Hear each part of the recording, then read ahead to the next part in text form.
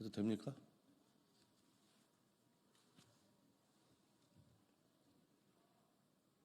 JTBC네.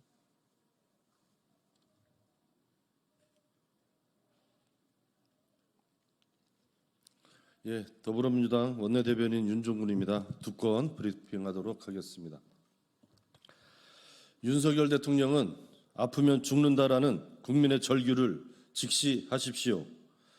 조규홍 보건복지부 장관이 오늘 오전 방송에 출연해 최근 응급실 상황에 대해 응급실 운영에 어려움은 있지만 응급진료 유지는 가능하다고 밝혔습니다.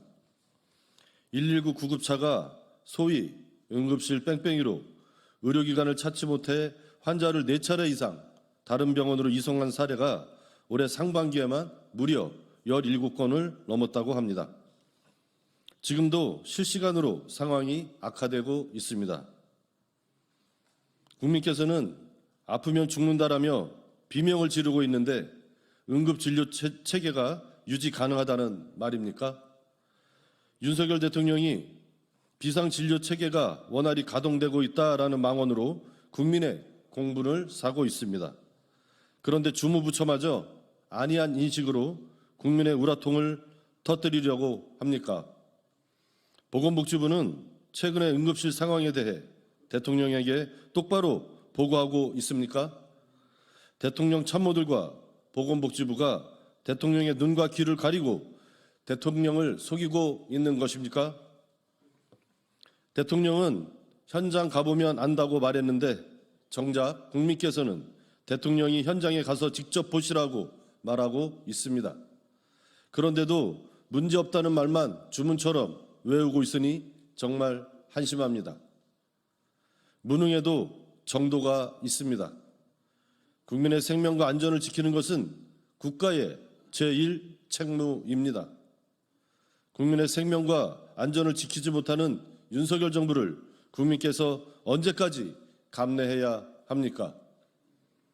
윤석열 대통령은 정부의 정책 실패를 인정하십시오. 그리고 의료계와 진지한 대화에 나서 국민께서 안심할 대책을 내놓으십시오. 추석을 앞두고 국민의 걱정이 크십니다. 윤석열 대통령은 아프면 죽는다라는 국민의 절규를 직시하십시오.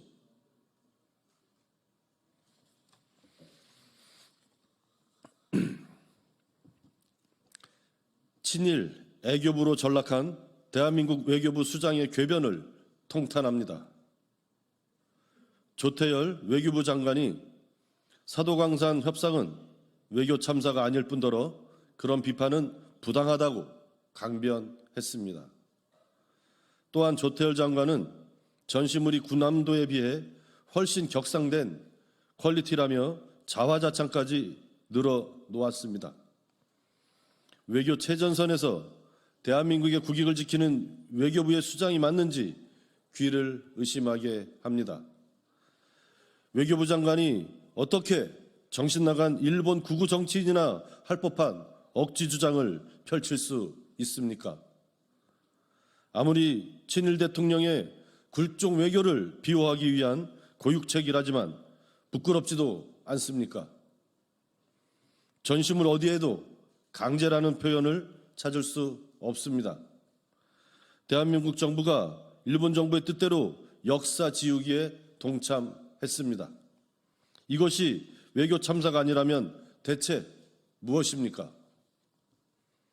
이러니 국민께서 윤석열 정부를 친일 정권이라고 질타하고 외교부를 친일 애교부라고 비판하시는 겁니다. 곧 임기가 끝나는 기시다 일본 총리가 조만간 방한합니다. 우리 국민께서는 일본에 또 국익을 얼마나 내줄지 걱정과 불안으로 지켜보고 있습니다. 국민께서는 선조들의 한이 서린 강제노동의 역사를 지우고 독도를 지우고 국익을 내주고 국민의 자존심을 짓뭉개는 친일 매국 정권을 반드시 단죄할 것임을 경고합니다.